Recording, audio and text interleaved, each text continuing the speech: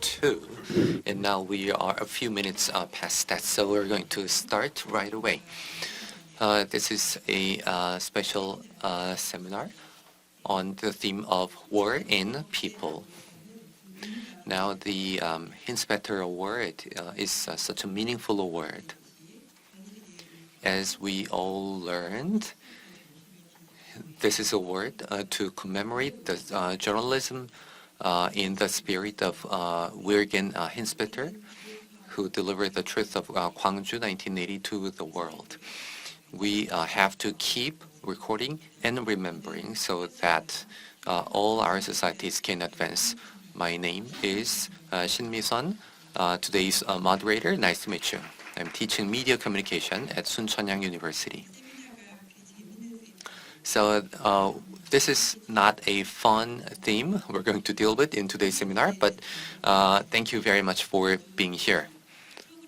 So we're going to talk about war in people. I have been involved in many, jury committees for reviewing documentary films, dealing with the conflicts in Myanmar and so on. And actually, in many of those cases, I didn't deal with video journalism. But as we can see from the Hinzpeter Awards, video journalism can be so powerful. Recording and delivering the truth on the front lines. And I believe such video recording will be historically meaningful as well.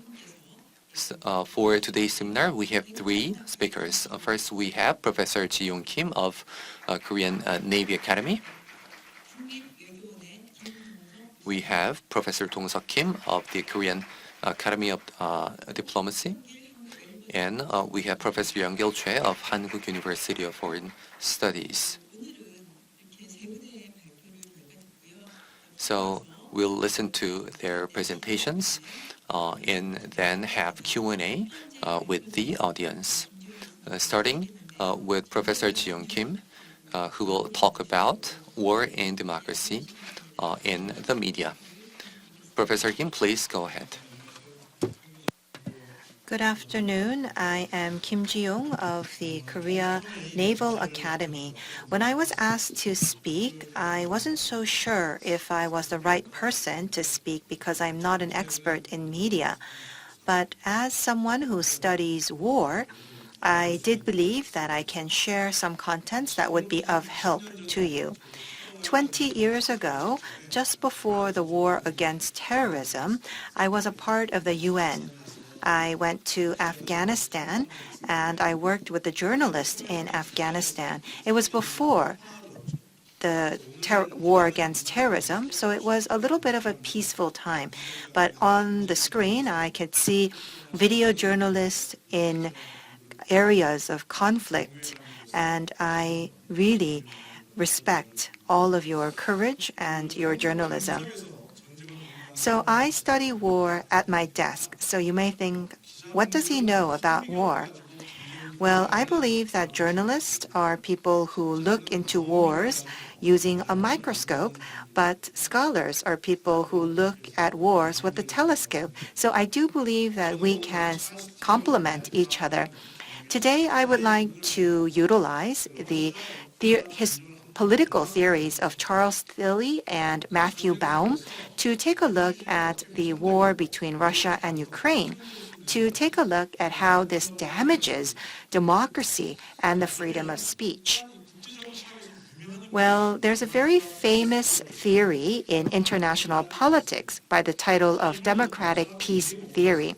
This theory has a long history. It starts with Immanuel Kant, and it was actually put back into the limelight by Professor Michael Doyle of Columbia University, who was also the UN Assistant Secretary General. and also by Professor Bruce Russett, and this is called the triangulating peace. So there are 3 points that create a triangle. One is democracy, then we have international organizations, and then we also have economic interdependence. So when these things are in balance, peace is maintained. But since the post-Cold War era, if you take a look at the charts that I have included in your proceedings, the number of democratic states surged. So compared to dictatorship and anarchy, the number of democratic states surged. And on the bottom, you can see that there was a steep decrease in both interstate war and intrastate war or civil war. And so many scholars believed that in the post-Cold War era, we would not have wars and it would be filled with peace. So rosy pictures were drawn about the future. But we started to see some irregularities in this trend.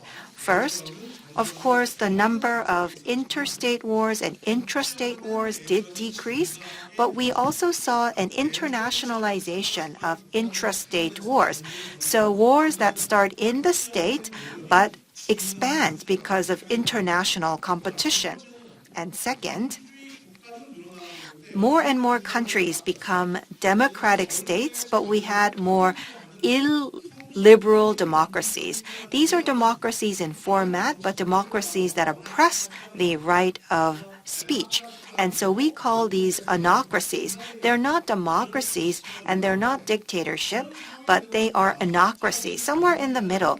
And so scholars believe that something big would happen because we can see that the 3 points of peace is being shaken from the foundation. So we can see that economic interdependence was declining and international organizations are declining, and at the same time, democracy is declining. And so scholars thought maybe a war would break out. And at that point in time, the war against Ukraine broke out. And so in the neo-Cold War era that we live in, the relationship between democracy, media, and war is falling possibly into a vicious cycle. That is why I want to leverage the theories of 2 scholars. First, let's start with Charles Tilley's war-making and state-making theory, and then we'll go on to Matthew Baum's soft news war theory. Let's go to Charles first. Charles Tilley defines state from the theory of exploitation. So he says that states are born to win at war, and they actually monopolize the legitimate use of violence within the given territory. Such a negative view of the state. So states force citizens to pay taxes and they provide fabricated security. So they're not providing objective security, but they provide an exaggerated and fabricated security as organized crime, such as saying there is an enemy at the door, so we must come together to fight against the enemy. And so Tilley says that wars create states and state creates war. And so in order to maintain a state, they need war, and war and state creates a virtuous cycle. In particular, if the legitimate rule of the state is not established, what they do is they go to war, because once they go to war, there is wartime mobilization system that is kicked in. And then people follow the words of the leader, and in that process, there is the exclusion of democratic ways of making decisions, and the rights of the media is then restricted. So there are 4 functions of the state. First is war making. This is actually to remove or paralyze the competitors outside the state. Then we have state making. This is actually to remove or paralyze the competitors in the state. Third is protection. This is actually providing exaggerated and fabricated security guarantee to the citizens. The last function is extraction. Extraction is the way to extract financial, and human resources from citizens for the three functions that I mentioned earlier on. So in what countries do they have war making and state making? It's mostly in new countries. If we take a look at new independent countries, they actually do not have clear national boundaries, and the legitimacy of rule has not been consolidated yet. That is why they continue to fabricate and exaggerate external threats, and they prepare for war because preparing for war can wipe out all of the barriers to state making. First, they can alienate and paralyze the opposing forces by bringing people together for war and by stating that we need to have secrets for military operations. They can muzzle the media and opposing opinions, and they can also diversify and diverge the interest of citizens from the persistent political, economic, and social issues. So, in the end, war is a way for leaders and political elites of new countries can consolidate their rule, and this can become a window of opportunity. And so what they do is they create external threats, and so countries actually create external threats for themselves, like organized crime. So war making and state making is also persistent in the establishment of the Republic of Korea. Lee Seung-man established the Republic of Korea, and when the war broke out through war making, he was able to wipe out North Korea and those who were opposing him. And so these theories can be applied to the Korean situation as well. So, based on the Tilly theory, can we actually analyze the war in Ukraine? I think this is very meaningful. As you're well aware, on December 26th of 1991, there was the collapse of the former Soviet Union. That led to the birth of 15 new states. Russia and Ukraine was included in one of the 15. President Boris Yeltsin took power in 1991, and up until 2000, the Russians call this 10-year, the whole decade, the lost decade. Why is it called the lost decade? Because of the various statistics that we can see. There were over 1,500 defense companies, but that dropped to one-third of that, and 2.5 million people lose their job. Russia also loses 80% of its naval power. And in 1988, there's the depreciation of the Russian currency, and they go to default. And with the collapse of the Soviet Union, they actually lose 70% of the coastlines along the Black Sea. And from 1994 to 1996, during the First Chechen War, they lose, and that actually makes them lose their prestige as a strong country. With the fall of the Berlin Wall, Prime Minister Helmut Kohl actually promised Gorbachev that even if the two Germanys unite, NATO's barrier will be only up until West Germany.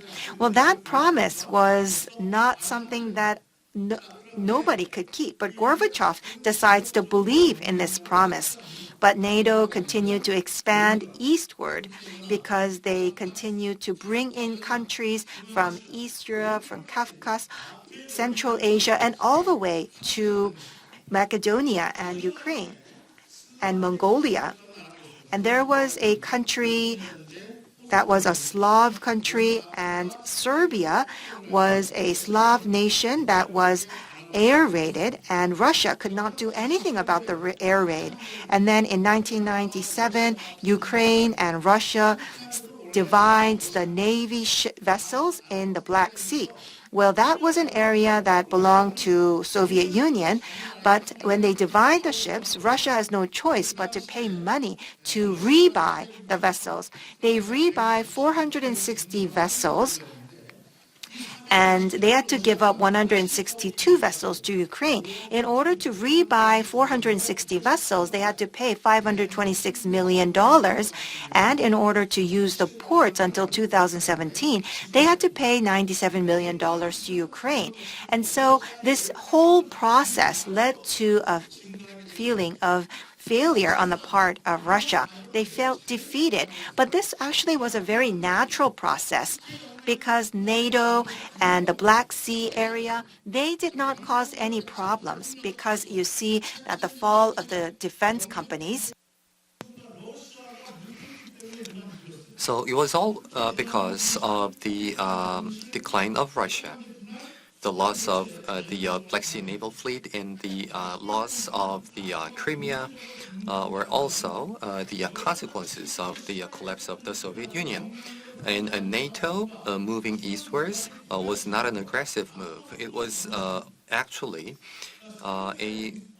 based on the demands of the former Soviet countries. And the bombing of Serbia was actually based on the principle of responsibility to protect in order to respond to the so-called ethnic cleansing. Now, the last year of the Yeltsin presidency, the Prime Minister was Vladimir Putin. He became president himself in 2000, and he started the war-making and state-making project as explained by Tilly. So the beginning of the project was the Second Chechen War in 1999. So that was actually when he was prime minister, and he led the war to a victory. And the victory was met with enthusiasm by the Russian public, and Putin started preparing for another war by exaggerating, manipulating, and fabricating external threat and fueling retaliatory and enthusiastic nationalism. And at every opportunity, Putin repeatedly said NATO is threatening us, Russia is being sieged as a propaganda. And during his 20-year rule, he staged several wars. So in 2008, Russia went to war with Georgia and succeeded in the separation of South Ossetia and Abkhazia. In 2014, invaded the Crimea. In the same year, fueled the civil war by organizing and supporting the rebels in Donbass. And in 2022, started a full-scale invasion. Along those years, the four functions of state were actually strengthened. First, war. Eliminate or neutralize competitors outside of the territory. Second, state-making. Eliminate or neutralize competitors within your territory. So based on the victories of these wars, Putin's party won the parliamentary elections with absolute majority from 2007 to 2021. And the attempt at assassination of Alexei Navalny was also covered up by these wars. And third, protection, providing exaggerated and fabricated security for the Russians. And fourth, extraction. In order to conduct these wars, Putin's government plundered the financial and human resources from the public. Now, this chart shows an interesting correlation. The Putin's approval ratings surge with every war. Now, in Korea, no matter what the president does, the approval rating is difficult to stay above 40%. Now, for Putin, the approval ratings are above 60% on average, and when there is war, it surges to 70% or even above 80%. However, the economy has been in shambles. In the chart below, you actually see that the economy plummets when the country goes to war. So what does it mean? The Russian public, the majority of the Russian public supports Putin, who represents the national aspiration, even if it means their economic difficulties. Along those years, the press circumstances in Russia became very worse. based on Reporters Without Borders statistics, the Russia's rankings in press freedom in 2022 was 155th, but in 2023 it plummeted further to 164th. So the access to Western media was blocked, and a fake news law was established, allowing the government to detain journalists who create reports unfavorable coverage against Putin. Now, the Russians can still use the internet, but it seems that about 2/3 of the Russians access news from state-run media or social media that is favorable to Putin. Now, this is not a situation happening only in Russia. Unfortunately, a lot of similar things are happening in Ukraine. So what's the lessons for us? Even if a country is normal, when it goes to war, democracy is seriously undermined. Now let's look at the recent history of Ukraine. So, we can think of three major figures: Yushchenko, Yanukovych, and Zelensky. Now Yushchenko was pro-West. So he came to power in 2005 with the Orange Revolution, and he reviewed or objected to the Black Sea Fleet Agreement with Russia, saying that Ukraine might not allow Russia to use the ports, which infuriated Putin. He even sent troops to Iraq to align with NATO. So to retaliate to these moves, Putin dealt an economic blow to Ukraine. So the economic growth rate plummeted from 12% to 2%. This led to plummeting approval ratings for Yushchenko. And at this opportunity, a pro-Russian party took majority in parliament. And the pro-Russian president, Yanukovych, actually moved very close to Russia by allowing Russia to use the ports in the Crimea even longer until 2042. However, these radical moves actually fueled the Euromaidan revolution. In February 2014. Now, with that, Putin regarded these developments as a threat and decided to invade Crimea in March 2014. And in that process,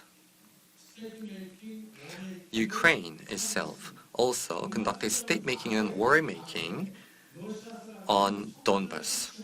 Now, decades ago, many Russians migrated to Donbas for coal mining. So that was a potential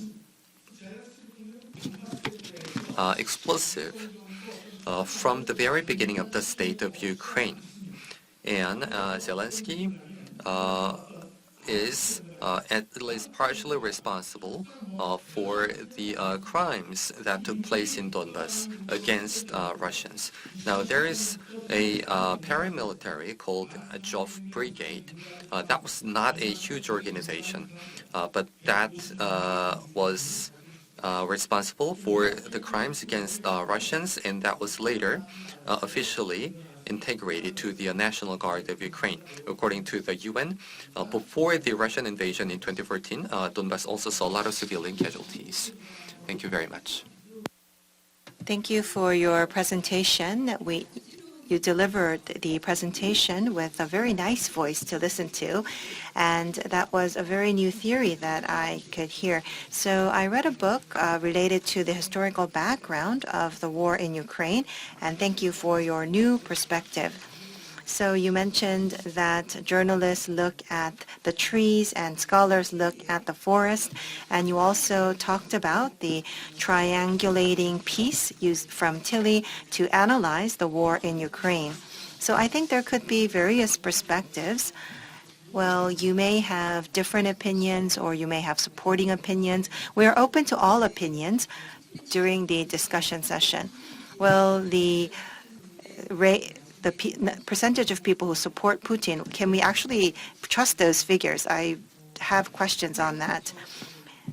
Next, we have with us Professor Kim Dong-Seok from the Korea National Diplomatic Academy, who will talk to us about the move of Russia into Africa. And so I do hope that this presentation will be very meaningful to everyone here today. Your presentation, please. Yes, you can start. Good afternoon. I am from the Korea National Diplomatic Academy, and I am currently teaching issues about Africa as well as peace and different regimes. Well, we actually had one of the winning team reporting on Africa, and last year I had an opportunity to write about the conflict in Central African Republic. And so I had opportunities to view many documentaries for that study last year. So if we take a look at countries that make inroads into Africa, many people picture China first, because China is depicted in the media quite often as a country that is moving into Africa, in particular because of the conflict between China and the US. And people also imagine France, because France was in Africa for a long time. But Russia is also active in Africa, and that may be unfamiliar to many people. But I do believe that Russia moving into Africa is a re-entrance of Russia, because during the Cold War era, Russia had already been active in Africa, and they provided financial support and military support during the Cold War to Africa during the competition with the US. And so now they are re-entering Africa. And many people talk about the Wagner Group, which was also pictured in the winning team's documentary. I will talk about the Wagner Group, but in Africa, Russia is participating in cooperation related to military and also resources, and they also have soft power campaigns such as the disinformation campaign. They are using disinformation to support leaders that support Russia and also to support their elections. So that is a suspicion that many people have. From the 2010s, Russia started to become very active in Africa, especially in Mali, the Central African Republic, in Sudan and Libya. They're sending mercenaries and weapons, and they are developing resources in Zimbabwe, Angola, Guinea, and Nigeria. They are also providing electricity to some of the African countries, in particular through nuclear energy. And they are also trying to find ways to support countries that have authoritarian regimes or where there is an absence of a strong democracy. And so this is leading to active exchanges amongst high-level officials of Russia and African nations. In October of 2019, the first Russia-Africa summit was hosted, and 47 African countries participated, which means that almost all African heads of states participated in this summit. In July, there was the second summit. For the second summit, only 17 heads of state participated from Africa, so there has been a sharp decrease in the number. Russia believes this is because of the pressure by Western countries. Russia actually promises a write-off of $2.3 million and also stronger military cooperation for the African nations. I don't know if Russia will keep those promises. So let's take a look at the backdrop to Russia's re-entrance into Africa. There are two things that we can take a look at. Russia's diplomatic policies have become very aggressive since Putin took office. And secondly, this is because of the sanctions by Western countries. These sanctions have triggered Russia to re-enter Africa. During the Cold War, there was fierce competition between U.S. and Russia in Africa. And so Russia supported socialist countries, and there was also support for anti-imperialism.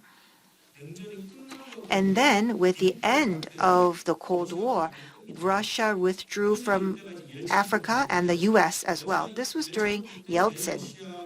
So during the Yeltsin administration, aid to Africa from Russia declined sharply, almost to zero. And many of the embassies, consulates, and cultural centers closed down in Africa. And then in the 2000s, Russia's economy is revived. They develop oil, and so this actually revives the Russian economy.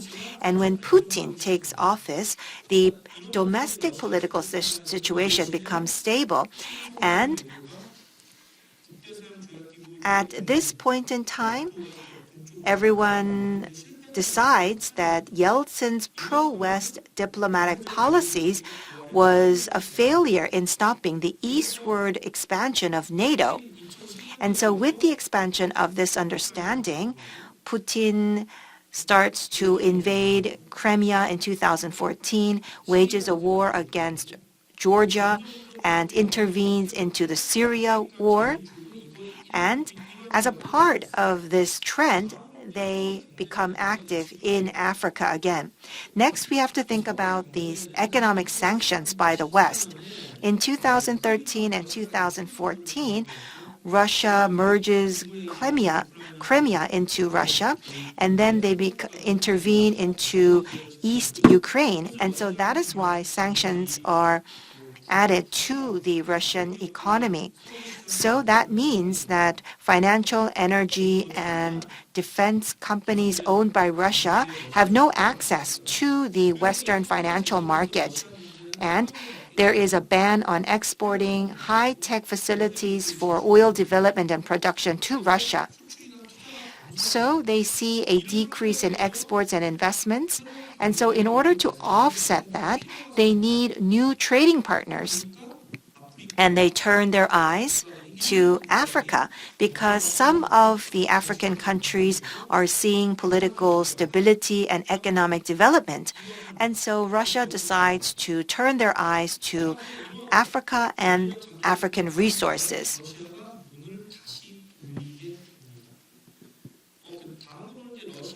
And then let's take a look at the characteristics of Russia's re-entrance into Africa. I think the re-entrance of Russia is based on three pillars. First is military cooperation. The second is resource and energy cooperation. And the third is, as we have seen in one of the winning documentaries, the soft power strategy using media. So they actually have a series of soft power strategies leveraging media. And so based on these three pillars, Russia's re-entrance into Africa is ongoing. If we take a look at military cooperation, Russia is currently in military cooperation treaties with 28 African nations, which means over half of the African nations. Central African Republic is included in the list of 28, as well as Egypt, Ethiopia, Tanzania, Cameroon, Nigeria, Mali, Algeria, Angola. Many familiar African countries are on the list of 28 that signed military cooperation treaties. And as a part of this military cooperation, Russia is continuing to attempt to expand their weapon exports to Africa. And in the early 2010s and in the late 2010s and early 2020s, if we compare these periods, the export of weapons grows by 2 to 3-fold. And in this process, the support and export of weapon is connected to the rights to develop resources. For example, Central African Republic is a resource-rich country. They have gold, uranium, diamonds, and other resources. And the Central African Republic government has been supported with rifles and armored vehicles in return for the rights to develop these resources. Well, of course, both governments deny this, but there is talk about this exchange. And there are African countries that are of geopolitical importance. And in these countries, they are building naval and air force bases. For example, Central African Republic, Sudan, right next to the Red Sea, and Madagascar in the Indian Sea, Libya in northern Africa, and Eritrea located near the Red Sea. And so, when I visited Sudan in 2018, I could see that near Port Sudan, Russia had detailed plans of building a military base. Sudan is in chaos, and so it's very difficult to push forward with these military bases. So I don't think they have built it yet. And with South Africa, they signed the Comprehensive Strategic Partnership at the BRICS Summit, and ever since then, South Africa and Russia are conducting joint naval exercises. The Wagner Group is working in Central African Republic, Sudan, Libya, Mozambique. These are some of the countries where the Wagner Group has sent their mercenaries. Recently, near the Sahel region, such as Mali, which has had their relations with France soured. And so for Mali, the government is now holding hands with the Wagner Group to fight against the violent extremists. Next, let's take a look at resource and energy cooperation. There are many large companies in Russia related to resources, and they have accumulated an enormous amount of wealth. And under the support of the Russian government, they are expanding into Africa. Gazprom is probably a company that you have heard of, and they are conducting development projects for gas development in Algeria, Libya, Ghana, Tanzania, and Mozambique. Alrosa is a company that is mining diamonds in Angola and producing diamonds in Zimbabwe. Russia has a strength in nuclear power as well. And so they are building nuclear power plants in Africa. There are many African countries that are suffering from power shortages. And in some countries, over half of the citizens do not have access to electricity on a daily basis. And so many African countries are interested in expanding the production of power. And so Russia has jumped into this market.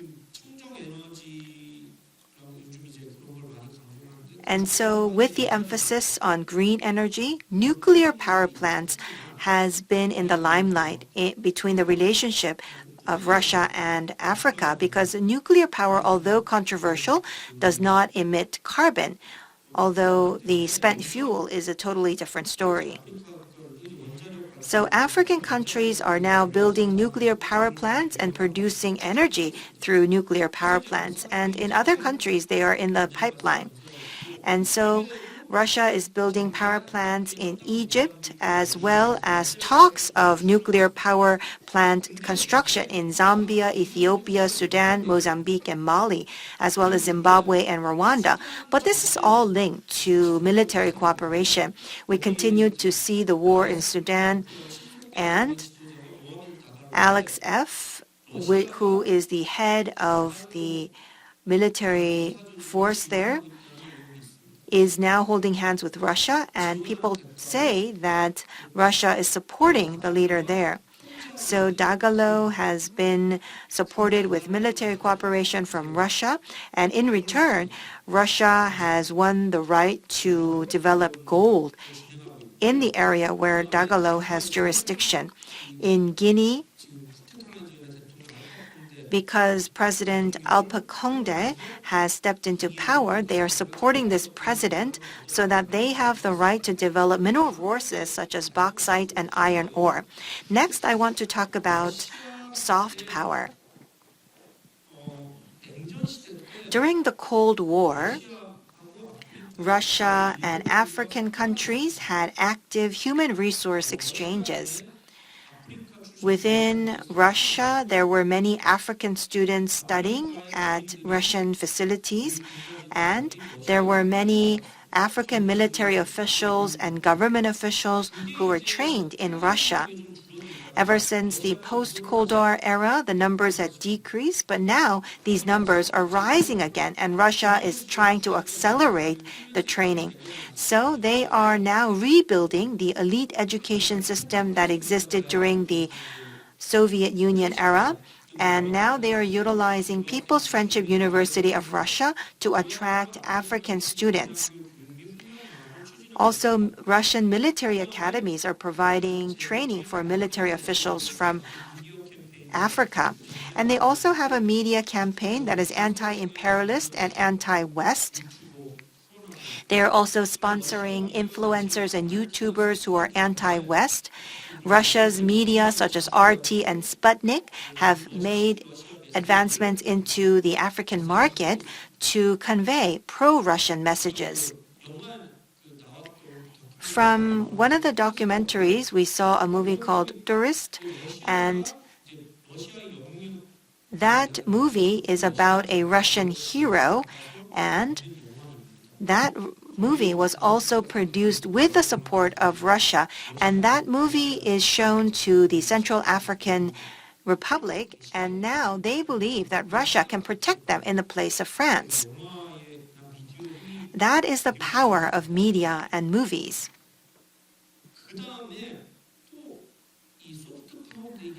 There is another soft power with a negative influence, disinformation campaigns. So they're actually intentionally disseminating disinformation in Central African Republic, Mali, Sudan, and Libya, in particular the authoritarian regimes, and in countries where there is the absence of strong democracies. And so, through papers, terrestrial channels, radios, and social media channels, they are using disinformation to sway public opinion so that public opinion would be supporting the leaders that are supported by Russia, so that these leaders can continue to win in elections and maintain their power. Of course, the Russian government would deny all allegations, but this actually is becoming quite a big issue in Africa. And so many civic groups that support democracy continue to speak out against disinformation campaigns by Russia. What is the impact of Russia's re-entrance into Africa? So what do the Africans feel about Russia re-entering Africa? The leaders welcome Russia. They are being quite friendly to Russia. Why is this? Because Russia had never colonized Africa, unlike Belgium, Portugal, the UK, and France. And added to that, there is the history of anti-imperialism, anti-racism, and anti-West, and that has been supported by Russia during the Cold War era. And so they do feel a sort of solidarity towards Russia. And in Africa, there's a strong anti-West sentiment because they believe that the West had intervened into economy and politics, but they were not able to solve any problems, and they believe that they were exploited by the West. And so this anti-West sentiment is translating into pro-Russian sentiments. And Russia has a non-intervention policy, just like China. And so the leaders in Russia that wish to be in power for an extensive period of time welcome Russia's re-entrance into Africa. So these countries are looking to strengthen their cooperation with Russia, and so they actually support Russia's position on the multilateral stage and do not speak out against Russia.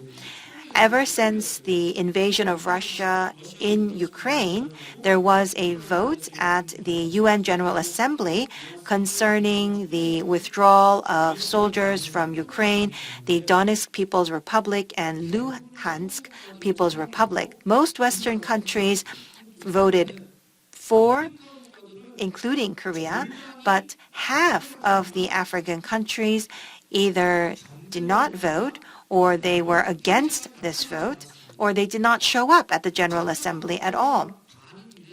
Half of the African countries agreed with this agenda item, but half of the African countries remained at least neutral.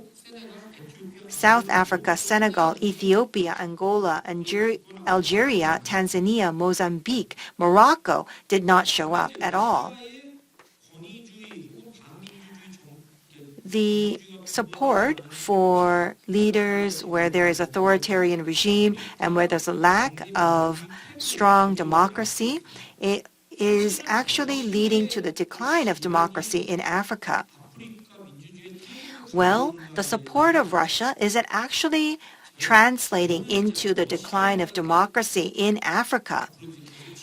Well, Russia will continue to support Africa through disinformation campaigns, and I do believe that disinformation campaign is one factor for the decline of democracy in Africa.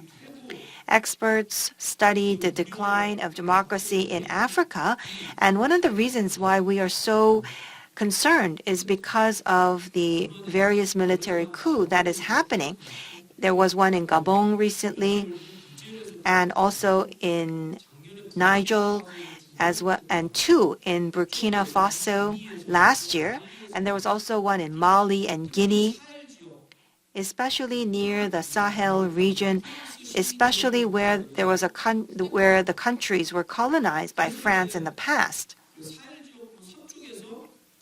In the West, we have Sudan that had a military coup, and that is also the same for countries along the military coup belt.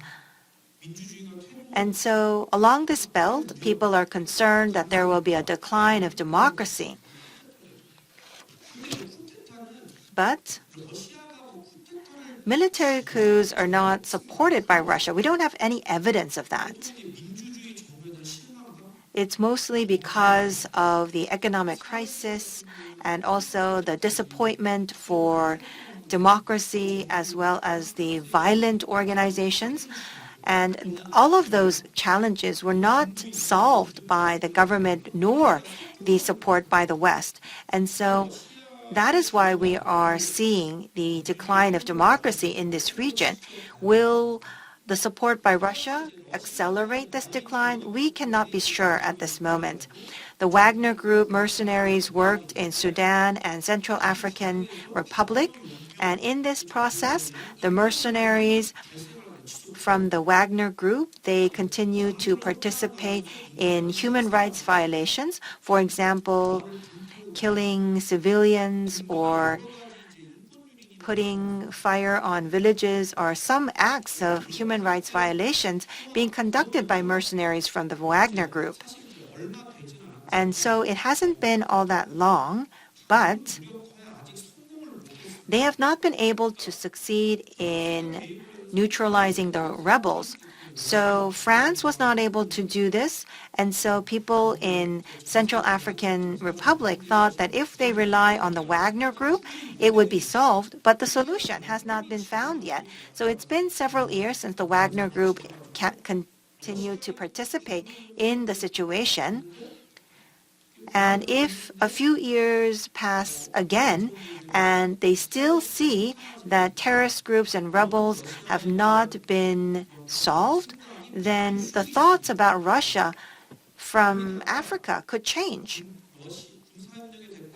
And in return for military cooperation, they have given up the right to develop resources. And Africa did have complaints about this concerning the West, because the West had developed resources in Africa, and that led to the resistance against the West. And this will be the same for Russia as well. And there are also conflicts related to building Russian military bases in Africa. And this could lead to resistance on the part of the citizens. And what about the Western countries? So we had thought that China was entering Africa, but so is Russia, especially in the former Franco countries. Russia is expanding their power with military cooperation and utilizing soft power to deliver various disinformation-based messages. And so now we believe that the Western countries will also strengthen their diplomacy for Africa. But punitive policies and aid along with military cooperation will probably go hand in hand. For France, they are withdrawing from areas such as Niger and Sudan, and in the U.S. also is adding sanctions to some areas that are influenced by Russia. But such punitive measures will be met with resistance, and that may actually aggravate anti-West sentiments. Especially because of the war in Ukraine, Europe is going through an energy shortage because they cannot import gas from Russia. And so the Western countries are turning their eyes to Africa.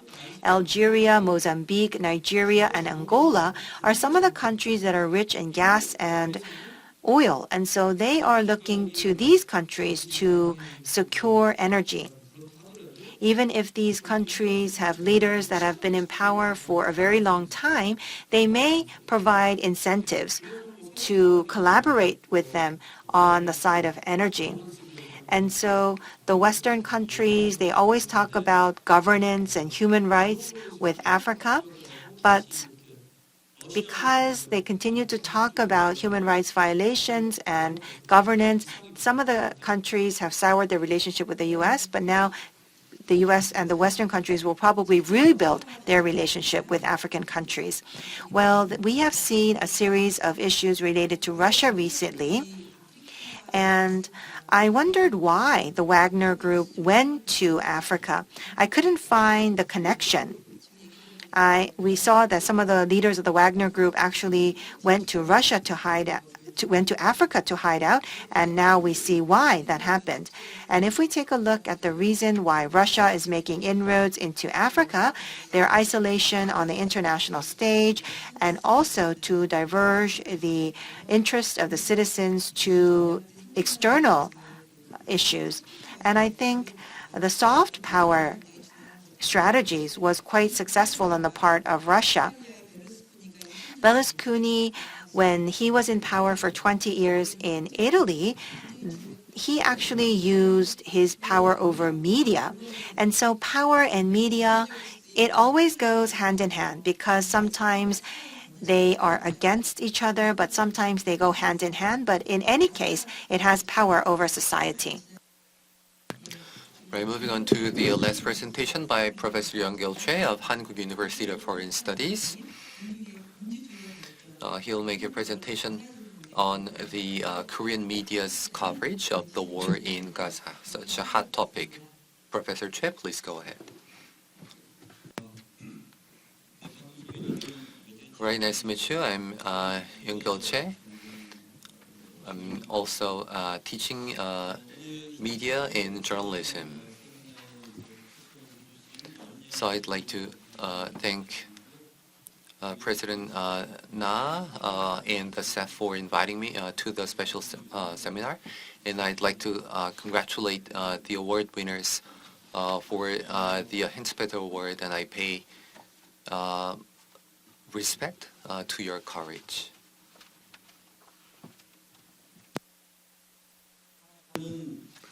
So today I am going to talk about Korean media's coverage of international news, particularly on the war in Gaza. So I'm going to talk about how this war is being covered in Korea. So there is some difference in the context in this war. And it seems that there are some exacerbation in the problems of how Korean media covers the international news. First of all, this is the general tendencies of Korean media's coverage of international news. Now, this is not my personal opinion per se. This is a general analysis. First of all, the Korean media rely heavily on foreign news outlets. There are many reasons for that, and most recently because of the passport law. In conflict areas, Koreans are largely restricted to enter because of the law. So the media tends to rely on foreign news outlets.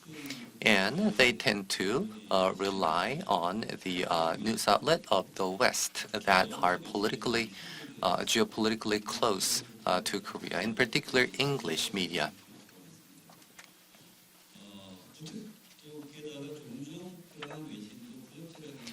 And sometimes the citation is totally out of context and added with wrong interpretations from the Korean perspective.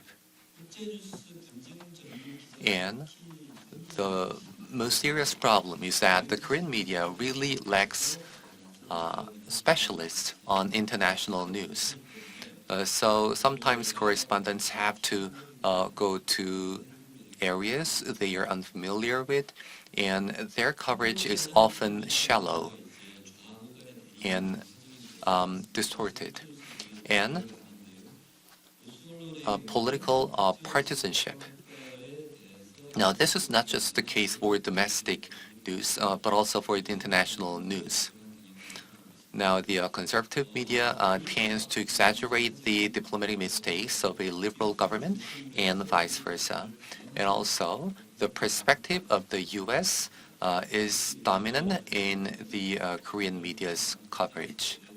So this is the general tendency. So now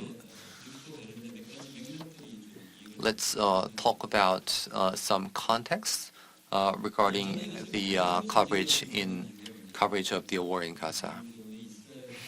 First of all, the media often calls this war as the war between Israel and Hamas.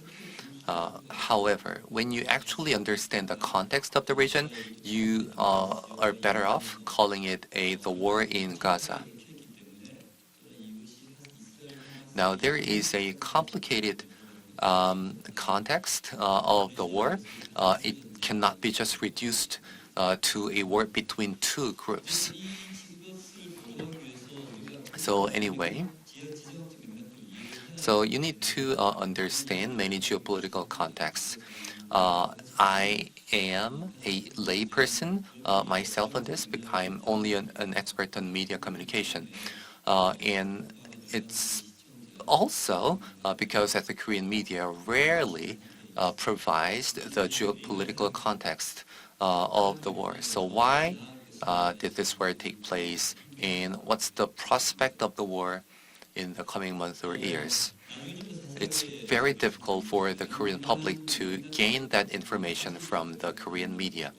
So many of the problems of the media coverage is coming from this lack of context.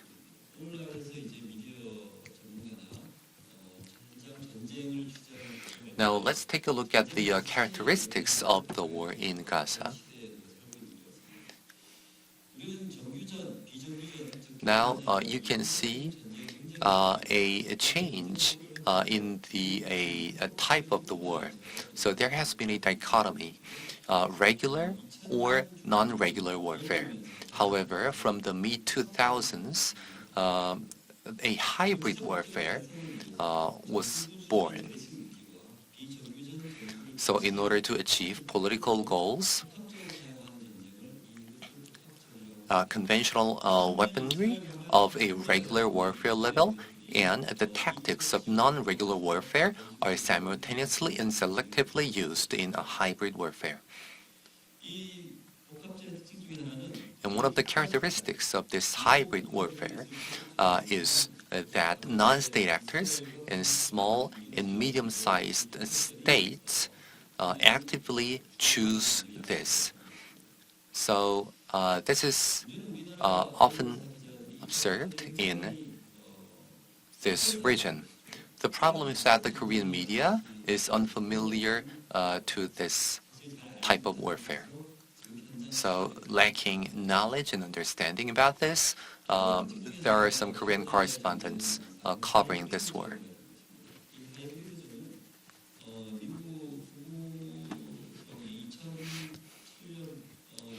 And there is another characteristic of the hybrid war as defined by the U.S. State Department is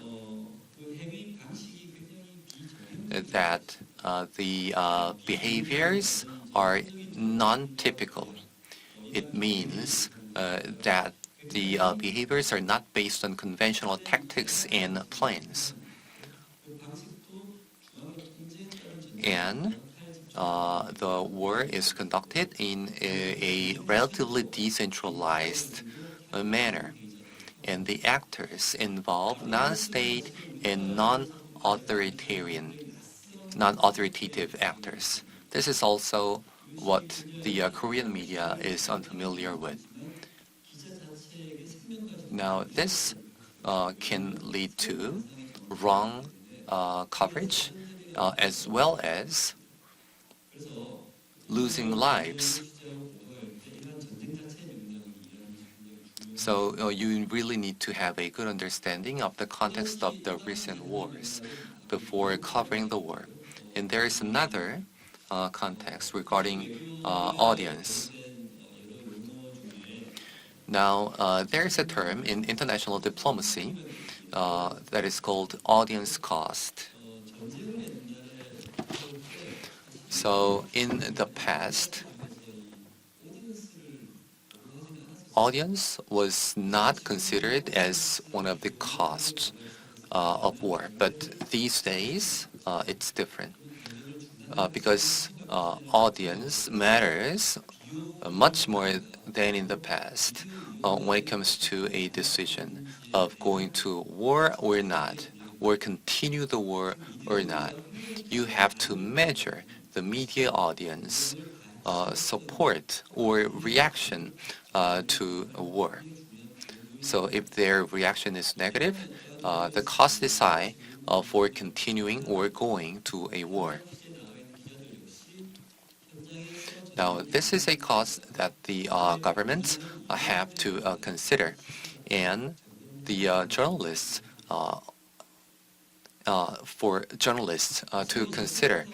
They have to look at the responses and reactions of the public as they cover the war on the scene. And there is another term we need to think about, sharp power, different from hard power or soft power. Now, Russia is using sharp power quite actively. As you may well know, there are accusations that Russia intervened in the U.S. presidential election to have Trump elected. So this is using information to maximize the so-called national interest.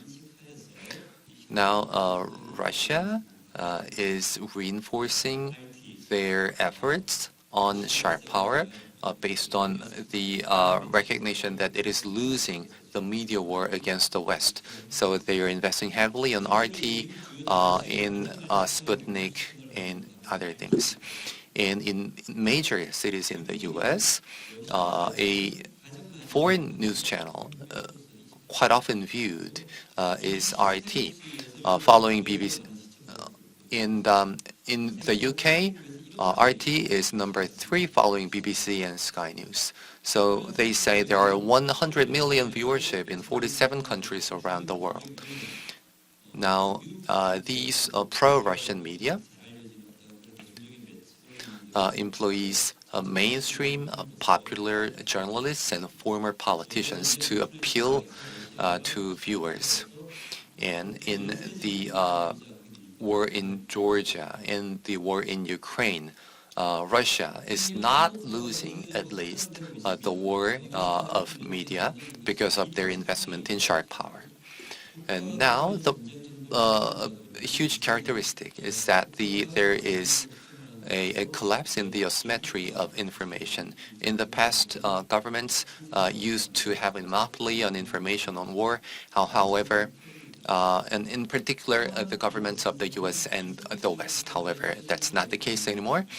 And non-Western countries have an enhanced ability to produce and distribute news. Now, the domestic media of democracies have a lot of influence on the military operations of the countries.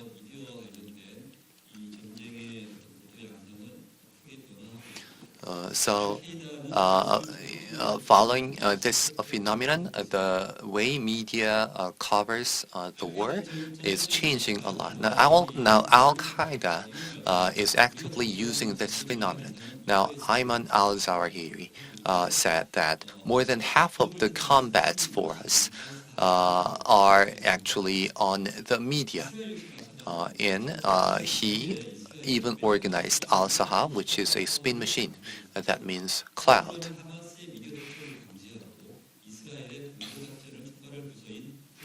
And Israel is also actively aware of that. They even established the National Information Directorate in order to combat Hezbollah and Hamas in the war of media. So recently, New Yorker featured a special report titled Hamas Propaganda War. And one of the first targets of Israel in the war in Gaza was the building of Al-Aqsa TV, owned by Hamas. As you can see in this photo, there are only some remains. However, Al-Aqsa is active on social media. Now, this is also one of the new phenomenon. Destroying the buildings of a media doesn't necessarily mean that the media is dead everywhere. And now there are pro-Arab media covering the war from the perspective of Hamas or Palestine. And now Al Jazeera Arabic account on former Twitter is also covering the news from their own perspective. Now there's Al Arabiya, which has been quite neutral and sometimes pro-Israel, but recently it is turning more pro-Palestinian or pro-Hamas because of the increasing influence of these pro-Arab media. Now, this table shows the outcomes of Israeli use of sharp power. So there is a YouTube channel of the IDF, and this shows the clicks and views of their videos. So of the 47 videos they put on the channel, 45 were in English, and 9 of them use the word terrorist, defining Hamas as a terrorist organization. And there were also 3 videos on the humanitarian assistance provided by the Israeli Defense Force. So this once again shows the propaganda war going on in the media. Now this is a media campaign created by Israel. So they ask, what would you do if the missiles attack your country?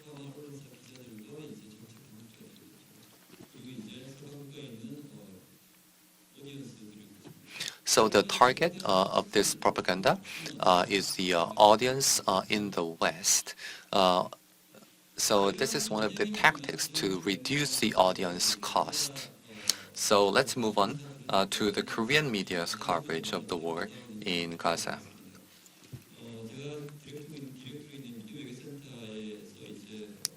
So this is a research outcome from the Media Diplomacy Center of my university. Actually, this was produced by our researcher sitting right over there. So the analysis was on the media coverage between October, media coverage in October on the war, searched with the queries Israel, Hamas, and Palestine. And we looked at 5 media outlets: KBS, MBC, OBS, SBS, and YTN. So to briefly share the outcome, YTN covered the war the most, followed by KBS, MBC, and SBS. Now KBS is a national public media, and it has a smaller number of journalists compared to YTN. It's because the YTN is a news agency at the same time, but the difference in the number of coverage is striking. Now, this is an outcome of an automated categorization of the media articles.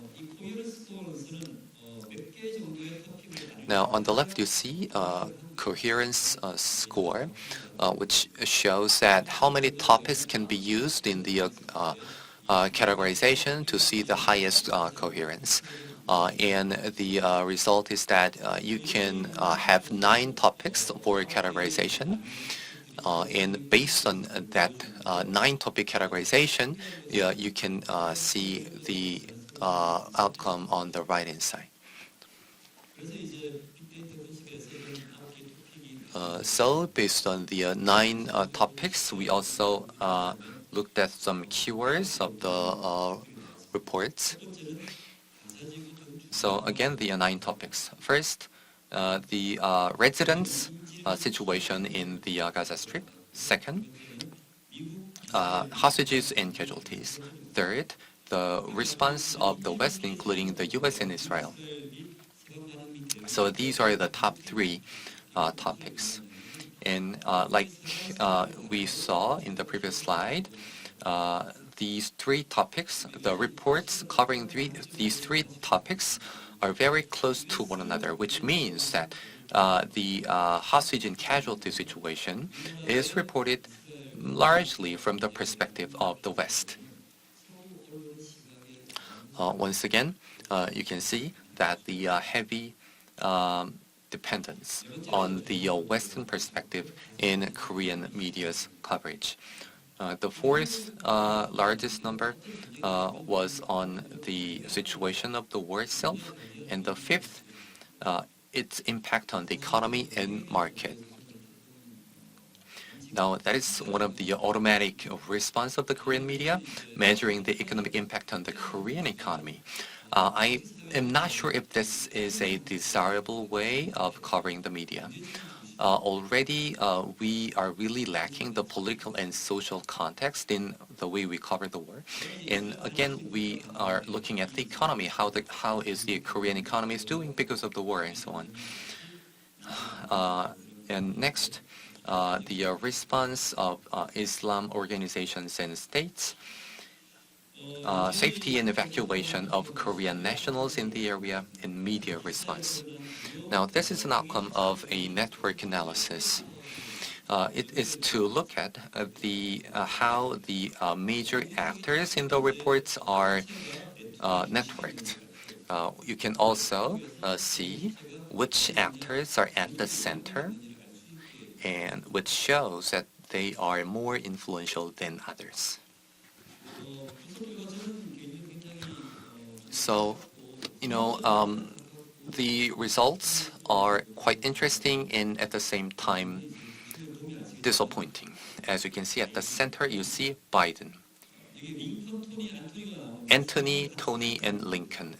Now, all these three actually mean the same person, which is State Secretary Tony Blinken or Anthony Blinken.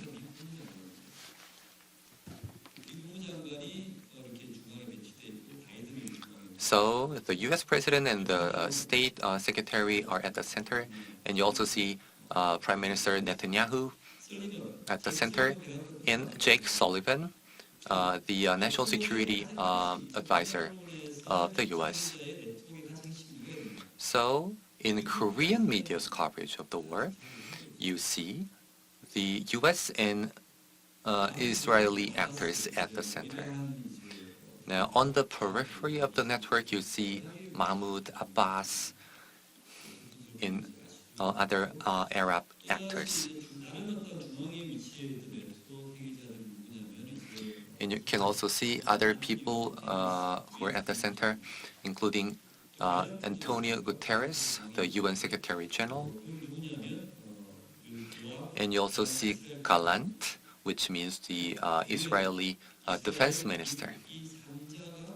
So you see actors from the US, Israel, and the UN who are at the center, which means that their remarks and responses are more influential than others in the Korean media's coverage.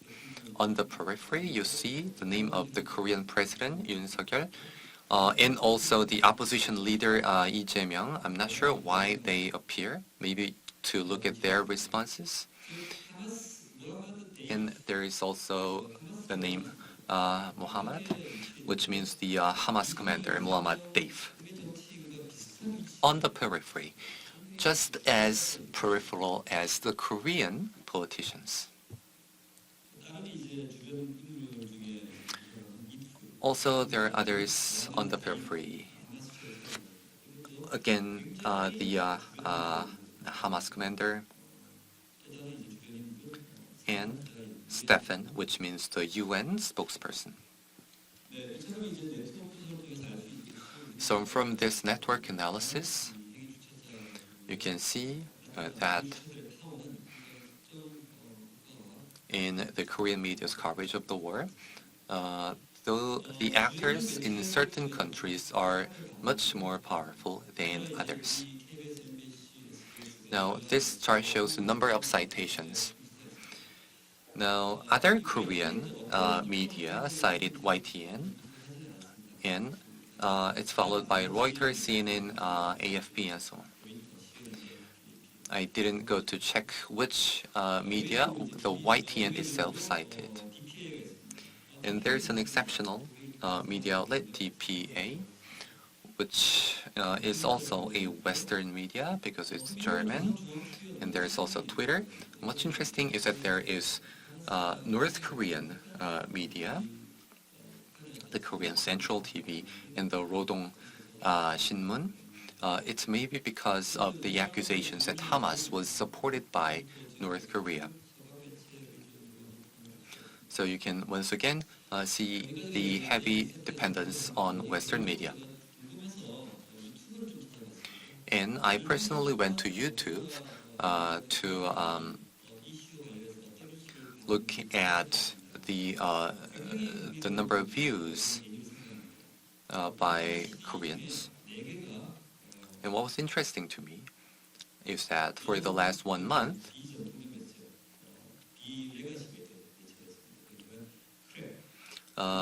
many of the top 10 channels were non-legacy or non-conventional media. Now, number 2, CLAV, or number 4 are non-conventional. And what was also interesting to me was that these videos actually dealt with the context of the war itself. So it really means that the Korean public wanted to learn more about the context of the war, and they had to go to these channels, YouTube channels run by individuals or a small new media, not the big and conventional media. So the big media organizations really need to take heed to this phenomenon. They are failing to provide the information the public really want. In other videos in the top 10 were about the situation of the war, like the casualties and so on. And I did the same thing for the last 1 week. The top 10 were almost dominated by the legacy media videos. And what was quite disappointing to me was that the titles are quite sensational, and the way the war is covered are quite cut out. They look quite similar to one another. Among them, SBS is more sensational than others. And the SBS had videos with more views.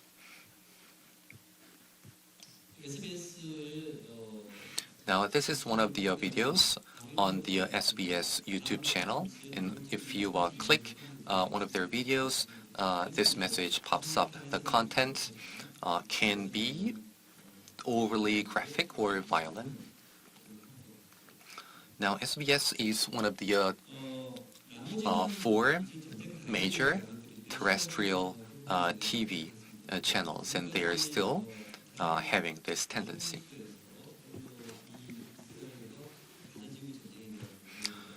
So that's been how the Korean media has been covering the war in Gaza.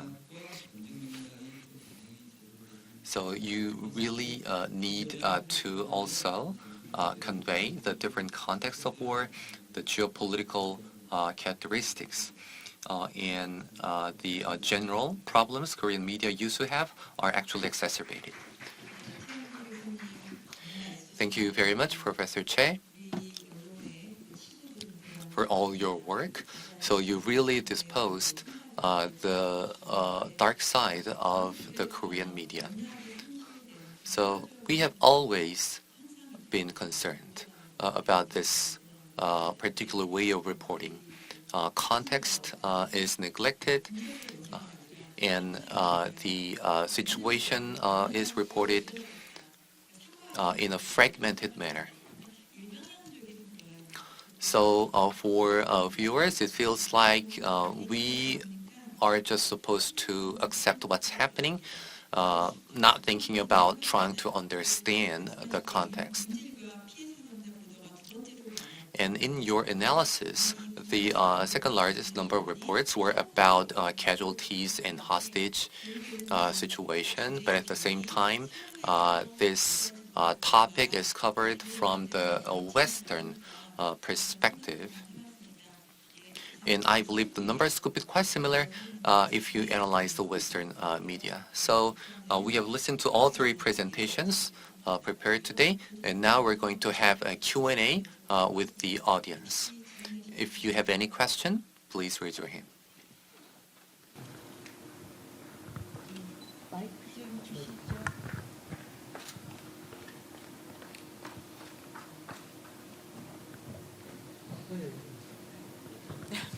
Props.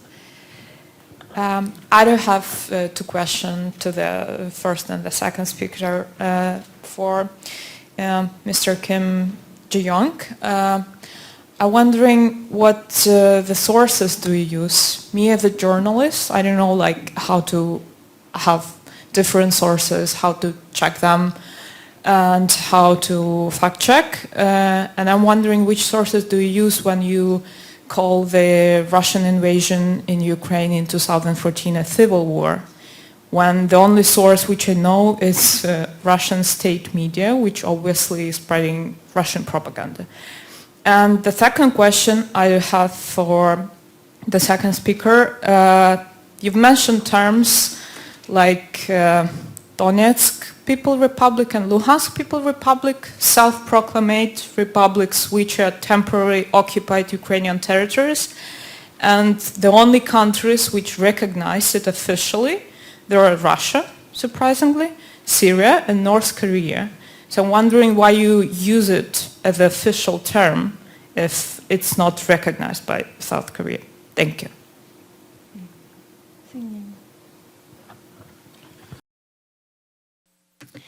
Well, first of all, I don't speak Russian, and so it's very difficult for me to do fact checks on Russian language-based resources, but the rating for Putin came from Ramada Center, and I don't know how independent the Ramada Center is. I don't know how close they are to Putin, but we have an embassy in Russia, and there is a military attaché from Korea that works at the Korean embassy in Russia, and I asked him how we would find out the official support of the Russian people for Putin, and they recommended this institute. And so we actually use the data from Ravada. I'm not really sure about how true the facts are. If it's not perfect, well then I recognize that that could be very true. Well, related to the terminology that you asked about, well, Donetsk and Luhansk, obviously we do not believe that they are independent countries, but the reason I talked about these regions is because in the 2013 UN General Assembly resolution, when the resolution criticized the invasion by Russia and asking them to withdraw from these areas, there were specific wordings that were used. I quoted from them, but they were also using these wordings to say that Russia should withdraw from these regions. And related to the Ukraine war, there were several resolutions by the UN General Assembly, and the Western countries did agree to this resolution against Russia, but there were some African countries sometimes agreed with the resolution, but these African countries, they went through a period of colonization, and so non-interference is very important to them, and they actually have a resistance for any military invasions because of the trauma that they had from colonization. And so when Russia invaded Ukraine, that was deemed to be a military invasion of a sovereign state. And so that is why countries like Kenya voted for the UN General Assembly resolution. But half of the African countries, they voted neutrally for this resolution.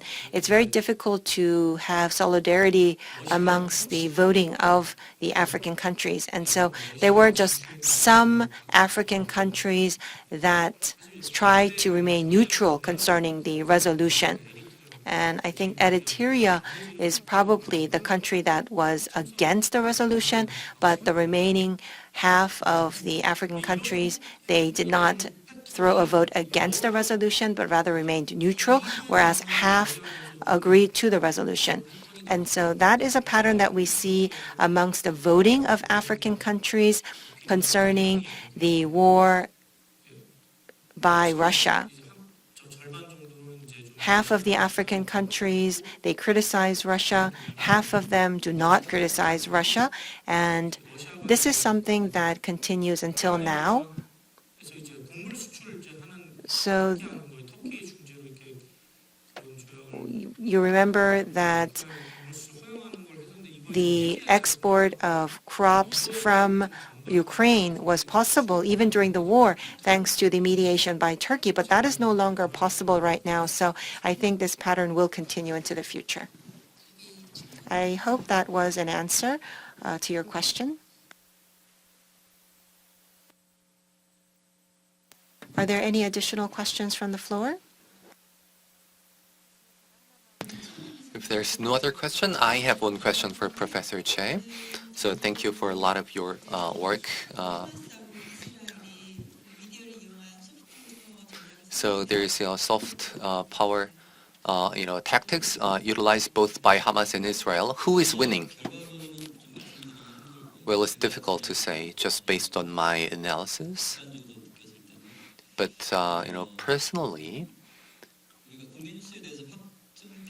I can say something. Now, we often talk about this, bias, and bias when we talk about domestic media coverage, and the same can happen for international news coverage. Sometimes the coverage can be dominated by patriotism or geopolitical interests. Now, for Korea, the U.S. is an absolute ally. Now, the Korean media is very much prone to be biased towards the U.S. And if we apply that to the conflict between Israel and Hamas, I would say that the Korean public is likely to be biased because of the influence of the Korean media.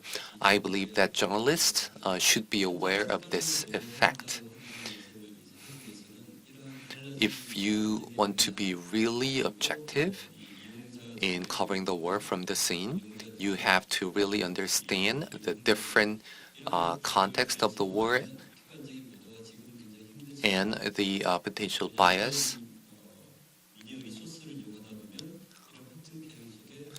And if you rely on the media resources, you always that is given to you always, you could be biased. I'm asking this question because I used to be actually, I used to be favoring Israel in the past, but as I, follow this war in Gaza recently, I am increasingly feeling like Israel is just doing too much. They are crossing the line. And I was asking this question myself. My thoughts are changing. Why? Is this because of some influence of the media? Now, when there were, coup d'etats and conflicts in Myanmar, the Korean media was quite indifferent. At that time, my daughter was an undergraduate student, and she was quite active in, defending the human rights of the people of Myanmar. Now, how was it possible? It was because of this news about Myanmar spreading on YouTube and other social media that was shared a lot by undergraduate students. So she spent a lot of money buying, mugs and so on to support the people in Myanmar. So I think that kind of media campaign was quite effective in, mobilizing at least a part of the public.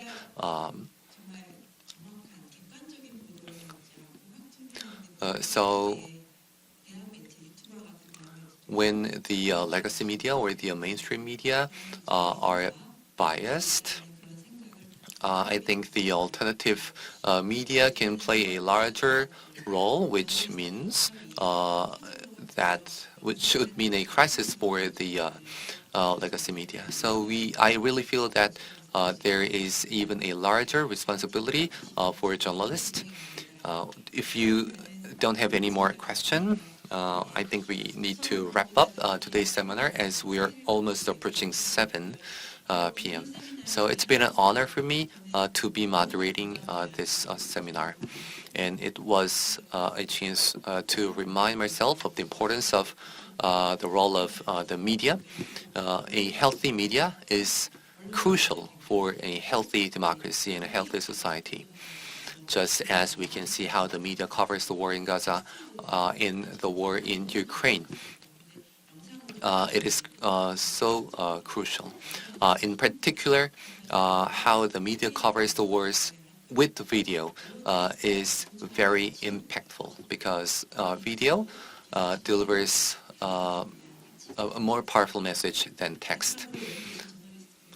So lastly, I'd like to pay my respect to all the journalists here. And I thank you for all your hard work to protect democracy, which is actually needed more than ever. We have to record the present, the past, and for the future. That's the destiny of journalists. I'd like to ask you to keep your good work to create a brighter future for humankind. I'd like to thank the Korean Video Journalists Association and President Na and all the staff who put this event together. Thank you.